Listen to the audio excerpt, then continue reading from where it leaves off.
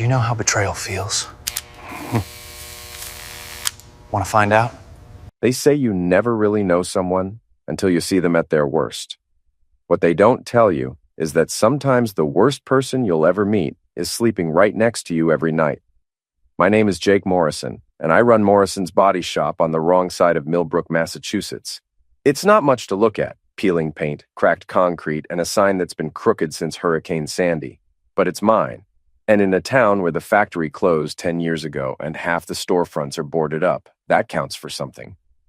I should have known something was wrong when Linda started caring about her appearance again. My wife of 12 years suddenly discovered yoga pants that cost more than my monthly coffee budget and began scheduling girls' nights with a frequency that would make a teenager jealous.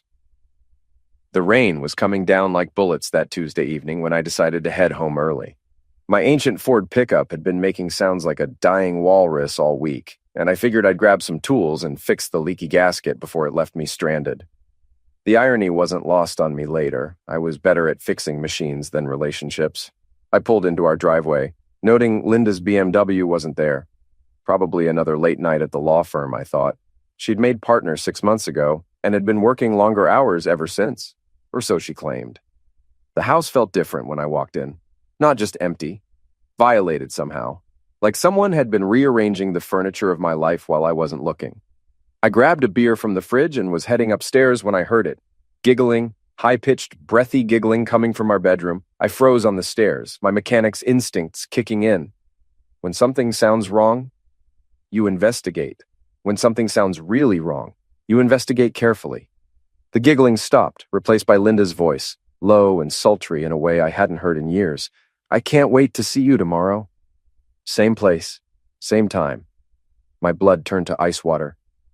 I crept up the remaining stairs, each creak of the old wood sounding like cracks of thunder in my ears. No, he's still at the shop. He never comes home early. A pause, then that giggle again. God, you're so bad. Yes, I'm wearing it. The red one you like. I pressed myself against the hallway wall, my heart hammering so hard I was sure she could hear it downstairs. Through the crack in the bedroom door, I could see Linda on our bed, phone pressed to her ear, wearing lingerie I'd never seen before. I love you too, Tommy. See you tomorrow night. Tommy. The name hit me like a sledgehammer to the gut. There was only one Tommy in Linda's orbit. Tommy Brennan, the Golden Boy PE teacher at Millbrook High, 6'2", muscles like a bodybuilder, and the kind of square jaw that made middle-aged women forget they had husbands. I backed away from the door, my mind reeling. 12 years of marriage, and she was throwing it away for some muscle-bound high school hero who probably peaked at 17. But I'm not the type to make scenes. I'm the type to gather evidence. Over the next week, I became a detective in my own life. I installed a tracking app on Linda's phone while she showered. Amazing what you can learn from YouTube when you're motivated. I followed her after work, watching from parking lots and side streets as she met Tommy at various motels around town. The real breakthrough came when I decided to search our bedroom more thoroughly. Linda had always been careless with details. It's what made her a decent lawyer, but a terrible conspirator. Under our bed, shoved behind a box of winter clothes, I found a gym bag I'd never seen before. Inside, a bottle of cheap cologne that made me gag, 2 hotel keycards from different motels, and a Polaroid photo that made my stomach turn. Linda, wearing the red lingerie from that phone call, posed like a centerfold. But it was the reflection in the mirror behind her that sealed the deal. Tommy's unmistakable gorilla arms holding the camera. Should have gotten that gasket fixed, I muttered, staring at the photo. Like my marriage. I sat on the edge of our bed, holding evidence of my wife's betrayal, and felt something cold and calculating settle into my chest. Linda thought she was so smart, so careful. She had no idea she was married to a man who'd spent 20 years figuring out how things worked, and more importantly, how to take them apart. That night, I followed Linda to the high school. She parked behind the gym and slipped inside through a side door that Tommy had obviously left unlocked for her. Through the windows, I could see them together in the weight room, and I snapped photos with my phone, my hands surprisingly steady. As I crouched in the shadows, watching my wife betray everything we'd built together, I realized something that should have scared me, but instead filled me with a strange sense of purpose. I wasn't the victim in this story anymore. I was about to become the author of their destruction. The next morning, Linda hummed while making coffee. Actually hummed, like she was starring in her own romantic comedy. I sat at our kitchen table, watching this woman I'd shared a bed with for over a decade, and marveled at how easily she compartmentalized her life. "You seem happy," I said, keeping my voice neutral. She flashed me a smile that probably cost Tommy a lot of effort to earn. "Just feeling good about work lately. The Peterson case is going really well." The Peterson case had wrapped up 3 weeks ago, I knew, because I'd actually been listening back then, back when I thought my wife's lies were just about billable hours and client meetings. "That's great, honey. You've been working so many late nights lately. I barely see you anymore." Something flickered in her eyes. Guilt, maybe, or just annoyance at having to maintain the charade. "Well, partnership comes with responsibilities. You wouldn't understand." There it was. The casual dismissal, the subtle reminder that she was the one with the law degree, the one who'd elevated herself above her blue-collar husband. I'd been hearing variations of it for months, but now I understood what it really meant. I wasn't worth the truth anymore. "You're right," I said, standing up. "I probably wouldn't understand a lot of things, like who's been training you after hours at the gym." The coffee mug slipped from her fingers, shattering against the kitchen floor. Linda stared at me, her face cycling through surprise, fear, and finally settling on indignation. What the heck is that supposed to mean? I pulled out my phone and showed her one of the photos from the night before. Linda and Tommy, locked in an embrace that left no room for interpretation. Her face went white, then red, and then white again. "You followed me? You sick, paranoid—" "Save it." I pocketed the phone. "I found your little love nest supplies under our bed. The photos, the hotel cards, the whole pathetic collection." For a moment, I thought she might confess, might show some remorse, or at least acknowledge what she'd done. Instead, Linda straightened her shoulders and looked at me with the same cold expression she probably used on opposing counsel. "You're crazy, Jake. You need help. Professional help." The gaslighting was so smooth, so practiced, that I almost admired it. Almost. Am I crazy? Or are you just that bad at covering your tracks? I don't know what sick fantasy you've cooked up in your head, but I'm not discussing this anymore. I'm late for work. She grabbed her purse and headed for the door, stepping carefully around the broken coffee mug. At the threshold, she turned back. "Clean up that mess." "And Jake? Get some help. This paranoid behavior is embarrassing." The door slammed behind her, leaving me alone with the shattered ceramic and the crystalline clarity of my situation. Linda wasn't just cheating, she was rewriting history, making me the villain in her story of liberation. That's when I decided to stop playing defense and start playing offense. I spent the day planning. Not some half-baked confrontation or dramatic scene, but a systematic dismantling of the fantasy world Linda and Tommy had built together. They wanted to play games? Fine. But they were about to learn that the quiet guy who fixed cars for a living had picked up a few other skills over the years. That evening, I drove to the high school and parked across the street. Linda's BMW was already there, tucked behind the building like a guilty secret. Tommy's red Camaro was parked next to it, because, of course, a guy like Tommy drove a red Camaro. I popped my truck's hood and walked over to Tommy's car with a small device I'd picked up from my shop. A remote-controlled engine end switch, the kind repo men use to disable cars without damaging them. It took me about 3 minutes to install it under Tommy's hood. Then I settled in to wait. An hour later, they emerged from the gym, Tommy's arm around Linda's waist like he owned her. They kissed goodbye next to their cars, a long, passionate embrace that made my stomach churn. Tommy got into his Camaro and turned the key. The engine roared to life, then immediately died. He tried again with the same result. "What the heck?" I heard him mutter as he popped the hood. While Tommy played mechanic, I activated the device in my pocket and stepped out of the shadows. "Having car trouble?" I called out, walking toward them with my hands visible and empty. Linda spun around, her face a mask of horror. "Jake, what are you doing here?" "Just thought I'd see how my wife's personal training sessions were going." I looked at Tommy, who was still bent over his engine. "You must be the trainer. Tommy Brennan, right?" Tommy straightened up, and I got my first close look at the man who'd been sleeping with my wife. He was everything I'd expected. Tall, muscular, with the kind of confident swagger that came from being the star athlete in a small town where that still mattered. "Who the heck are you?" he demanded. "I'm the husband." I smiled, pulling the taser from my jacket pocket. "And you're the a-hole who's been screwing my wife." Tommy's eyes widened, but his jock instincts kicked in and he started toward me. "Listen, buddy, I don't know what you think." I didn't let him finish. The taser caught him right in the groin, 50,000 volts of instant justice.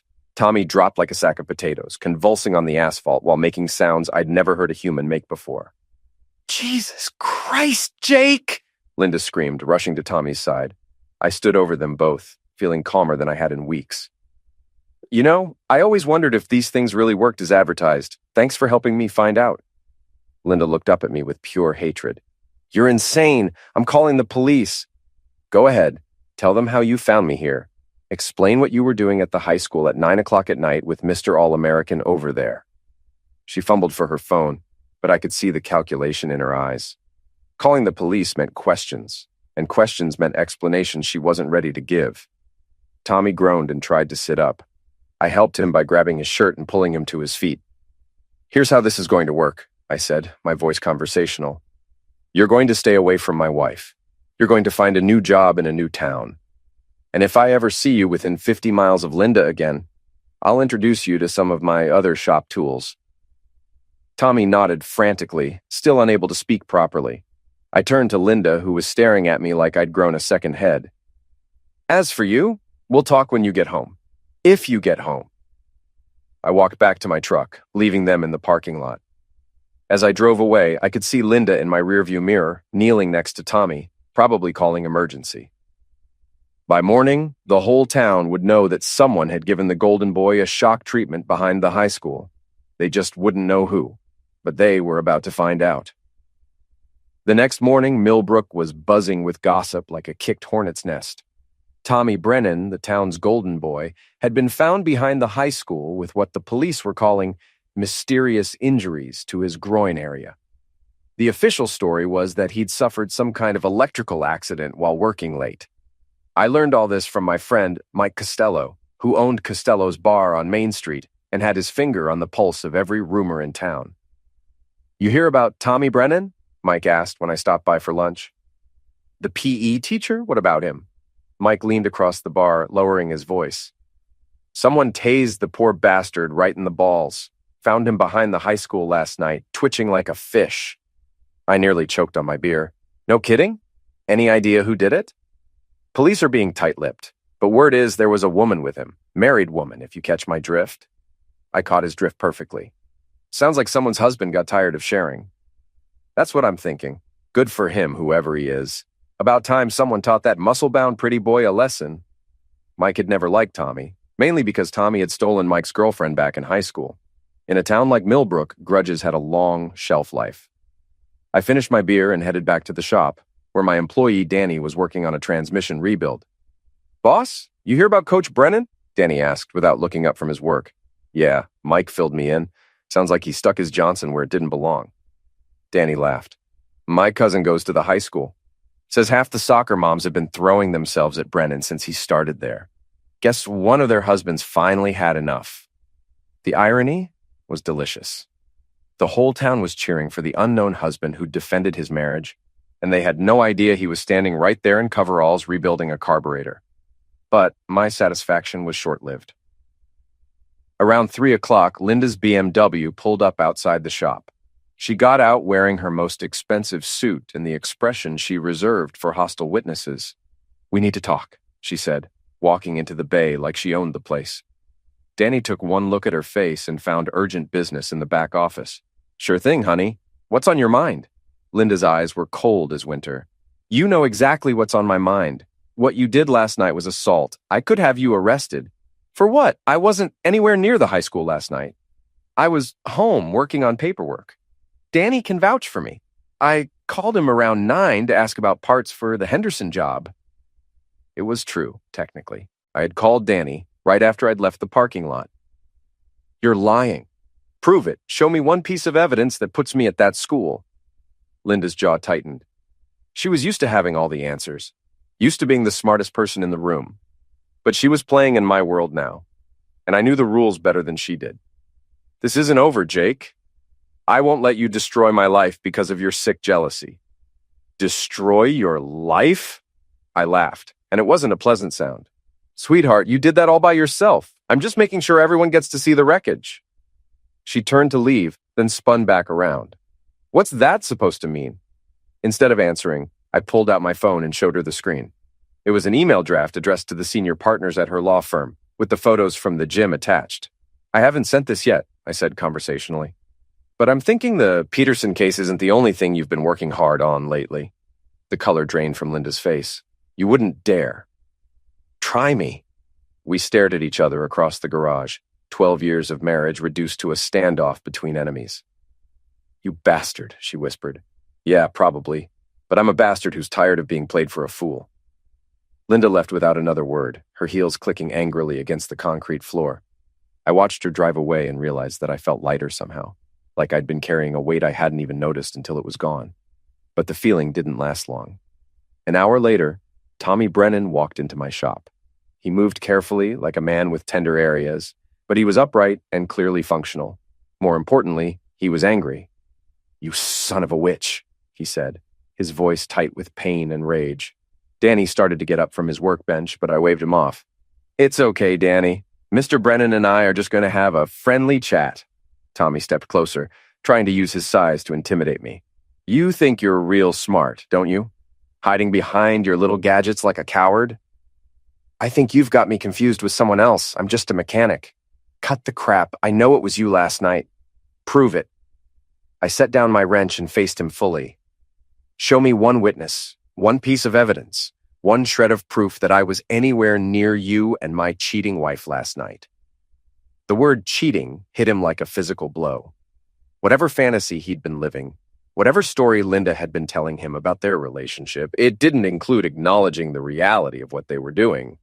Linda's not happy, Tommy said, changing tactics. She deserves better than some grease monkey who can't satisfy her. That's when I smiled, and it must have been a scary smile, because Tommy actually took a step back. You're absolutely right, I said. Linda deserves exactly what she's going to get. I reached for a heavy toolbox on the shelf above my workbench, pretending to grab something from inside. Tommy, still jumpy from the night before, flinched and stepped backward, right into the path of the falling toolbox. The box caught him on the foot, and from the sound he made, I was pretty sure something important had just gotten broken. Oh, heck, I said loudly enough for Danny to hear. Sorry about that, Tommy. These old shelves are getting unreliable. You okay? Tommy was hopping on one foot, his face twisted with pain. You freaking... Careful with the language, I interrupted. There might be kids around. Danny had come running at the sound of the crash. Jesus, Coach Brennan, you need me to call an ambulance? Tommy looked around the shop, taking in Danny's concerned expression, and the perfectly innocent way I was examining the supposedly faulty shelf bracket. He was smart enough to realize that this was going to look like another accident, just like the night before. No, he said through gritted teeth. No ambulance, I'm fine. He limped toward the door, pausing to look back at me. This isn't over. I sure hope not, I replied. I'm just getting started. After Tommy left, Danny shook his head. Bad luck follows that guy around, doesn't it? Some people make their own luck, I said, getting back to work. But I wasn't really thinking about Tommy anymore. I was thinking about Linda and about the email that was still sitting in my drafts folder. It was time to let her colleagues know exactly what kind of partner they just promoted. That evening, I sat in my living room with a beer and my laptop, crafting what might have been the most important email of my life. The photos from the gym were crystal clear, and I'd managed to get shots that showed both Linda's face and enough of Tommy to make identification easy. But I wasn't going to send them to her law firm. Not yet. Instead, I was going to send them to someone who would appreciate them much more, Sarah Mitchell, Linda's best friend and fellow associate at the firm. Sarah and Linda had been inseparable since law school, but I'd always sensed something off about their friendship. The way Sarah looked at Linda, the way she hung on every word, the slight edge in her voice whenever Linda mentioned our marriage. It had taken me years to figure out what I was seeing. Sarah was in love with Linda, had been for years, probably since law school. And if I was right about that, then she was going to be very interested in seeing proof of Linda's affair with Tommy. I attached the photos to an email and typed a simple message. Thought you should know what Linda's been up to, a concerned friend. I sent it from an anonymous email account I'd created, then settled back to wait. I didn't have to wait long. My phone rang 20 minutes later. Jake?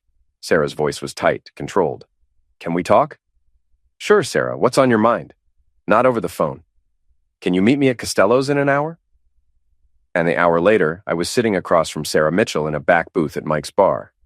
She looked like she'd been crying, but she was holding herself together with the kind of professional composure that made her a good lawyer. You sent me those photos, she said without preamble. I don't know what you're talking about. Cut the crap, Jake. We both know why we're here. I took a sip of my beer and studied her face. Sarah was attractive in a sharp, angular way, all business suits and severe haircuts. She was also smart, ambitious, and completely devoted to Linda. Okay, I said. Let's say hypothetically that I did send you some photos. What would you want to talk about? Sarah's composure cracked slightly. How long has this been going on? A few months, as far as I can tell, maybe longer. And you're sure it's serious? I pulled out my phone and showed her the photo I'd found under our bed. Linda in the red lingerie. This was taken in my house, in my bedroom. You tell me how serious that is. Sarah stared at the photo for a long moment, her hands clenched into fists on the table. That witch, she whispered. Excuse me?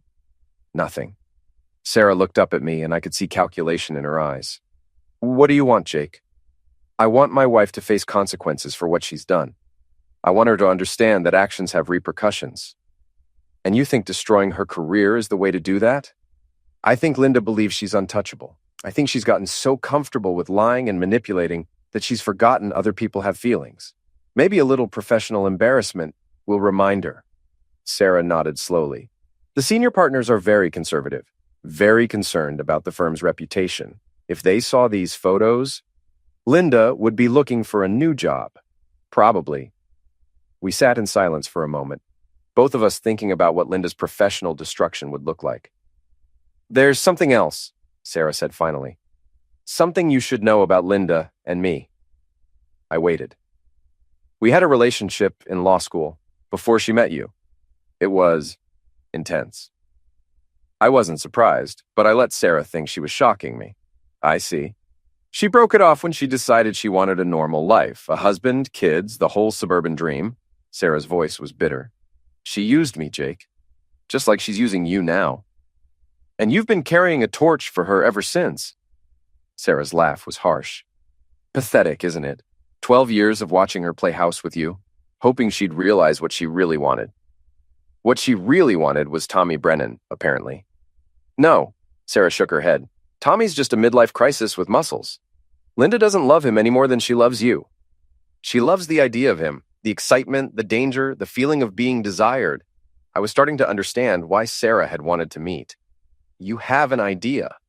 I have a proposition. You want to hurt Linda, really hurt her? Then we work together. What did you have in mind? Sarah leaned forward, her eyes bright with malice.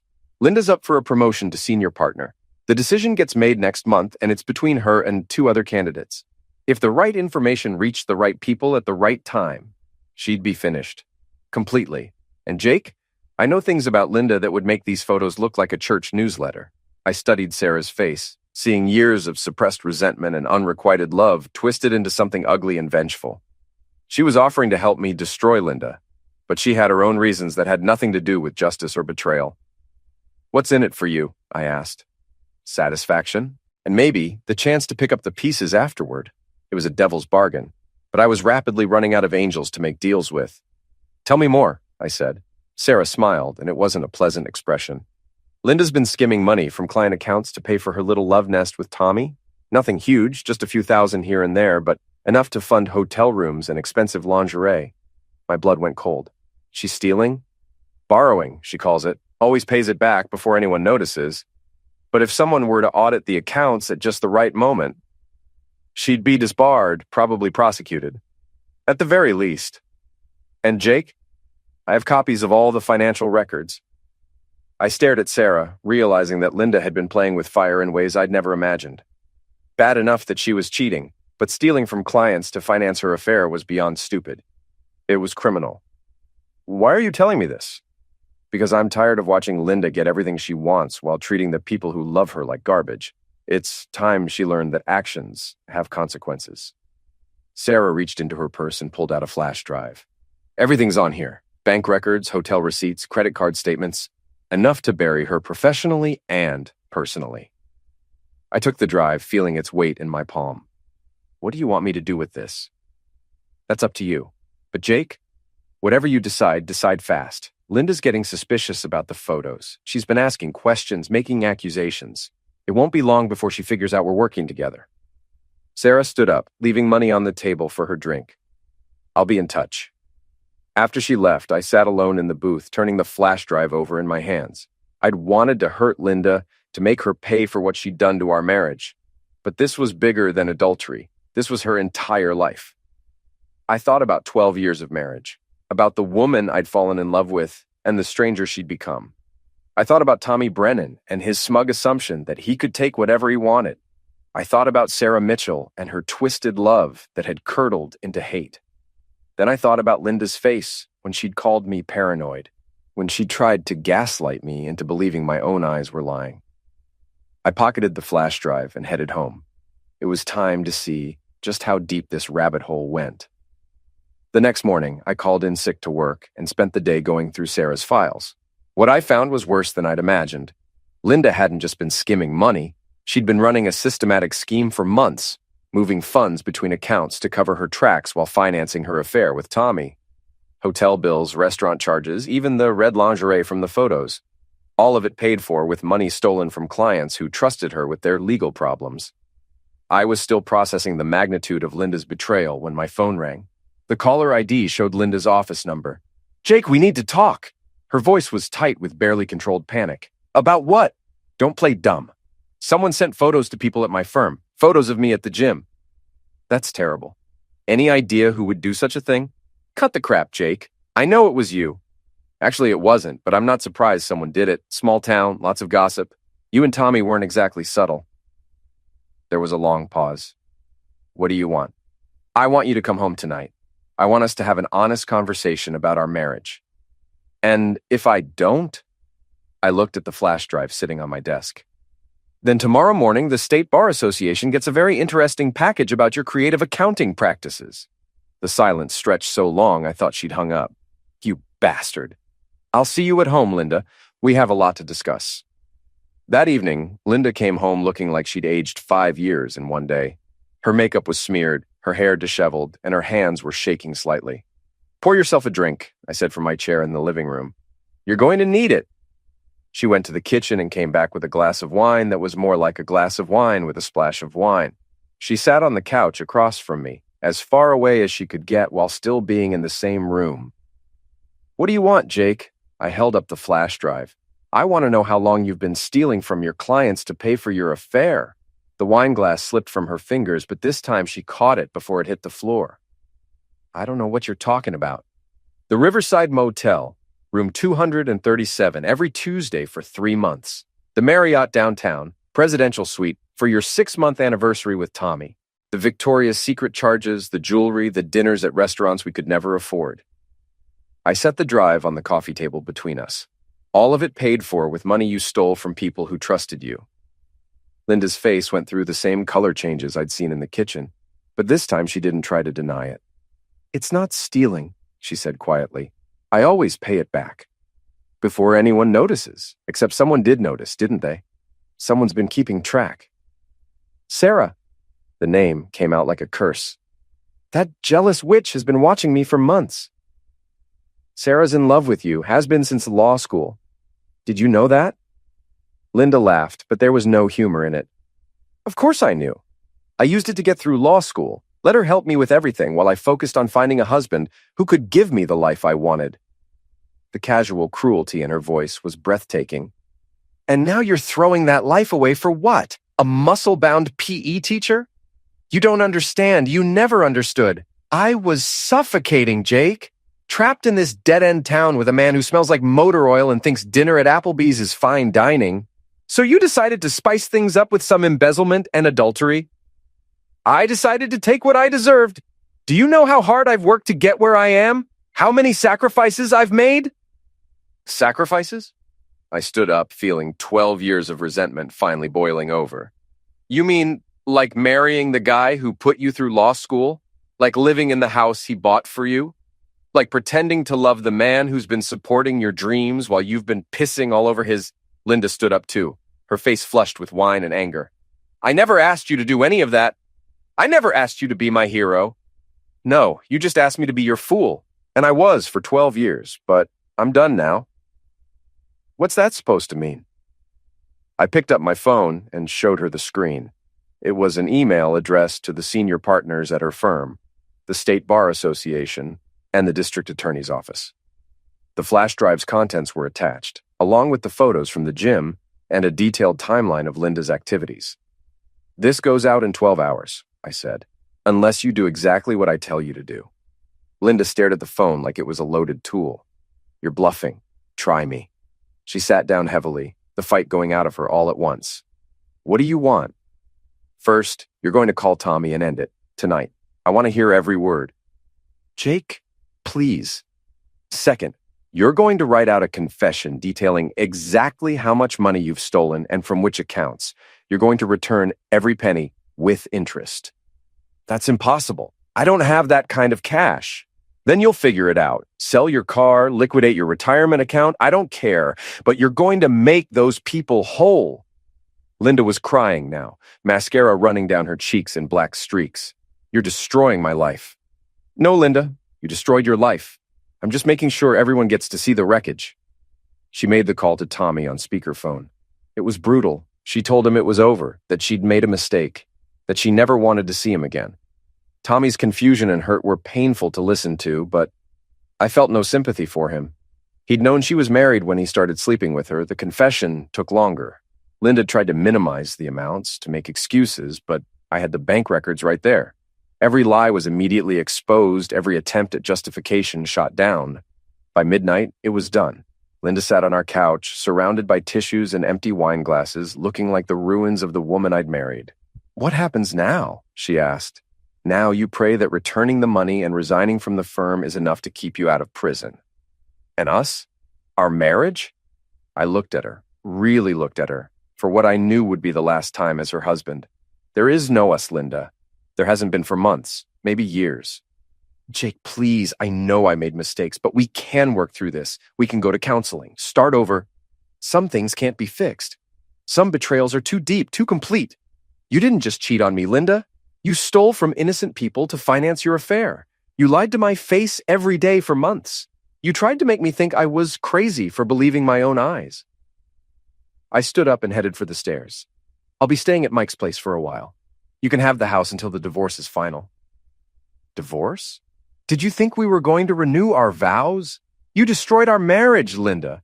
Now you get to live with the consequences." I packed a bag while Linda sat downstairs crying. As I was leaving, she called out to me one last time. "I loved you, Jake." I really did. I paused at the door, my hand on the knob. "No, you didn't. You loved what I could do for you. There's a difference." The next morning, Linda's resignation letter was on the senior partner's desk, along with a full confession and a cashier's check covering the money she'd stolen. The photos never had to be sent. The financial crimes were enough to ensure she'd never practice law again. Tommy Brennan quietly transferred to a school in another district, his reputation in Millbrook permanently tarnished by association with the scandal. Sarah Mitchell got the promotion to senior partner that Linda had been hoping for. She sent me a thank you card, which I threw away without reading. And me? I went back to fixing cars and rebuilding engines, but with a satisfaction I hadn't felt in years. I'd taken apart the machinery of Linda's deception piece by piece, examined every component, and put it back together in a way that finally made sense. 6 months later, the divorce was final. Linda moved to Boston, where she got a job as a paralegal, the only legal work she'd ever be allowed to do again. She sent me a letter once asking for forgiveness, but I never replied. Some engines can't be rebuilt. Sometimes you just have to scrap them and start over. I was finally ready to start over.